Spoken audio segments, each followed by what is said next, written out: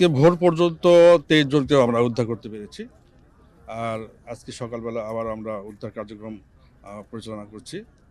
তো এখন পর্যন্ত আজকে কোনো মানে লাশ পাওয়া যায় নাই। তো আমরা চেষ্টা চলছে। আর 2 জন আমাদেরকে জানিয়েছে তাদের স্বজনকে 2 জনকে পাচ্ছে না। এছাড়া আমাদের আর কেউ এখন পর্যন্ত অভিযোগ করে নাই যে তাদের স্বজনকে পাওয়া যাচ্ছে না।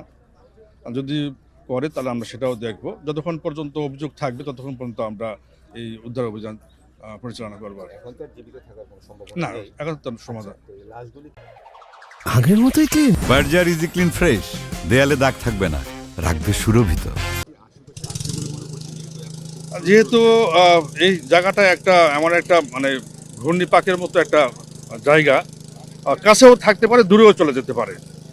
এটা ক্লিয়ার না, দূরেও চলে যেতে পারে, কাছেও থাকতে পারে। তো আমরা চেষ্টা করতেছি মানে উদ্ধার অভিযান পরিচালনা করার জন্য। না, এটা দূরে চলে গেলে তো সেটা তো অনেক বড় জায়গা, সেটা তো এত সম্ভব না। সেই ক্ষেত্রে 24 ঘন্টার মধ্যে লাশ ভেসে ওঠার কথা। 24 ঘন্টা, হ্যাঁ হ্যাঁ হ্যাঁ। আজকে বিকেলের মধ্যে যদি বাইরে চলে যায় তাহলে ভেসে উঠবে। যদি কোনো জায়গায় আটকিয়ে না থাকে তাহলে লাশ ভেসে উঠবে। এখানে আটকে থাকার মতো ওই রকম জায়গা নেই, তবে পল্টনের নিচে থাকতে পারে। আমরা আশেপাশে দেখছি। আগের মতোই clean. Berger easy clean fresh, দেয়ালে দাগ থাকবে না, রাখবে সুরভিত।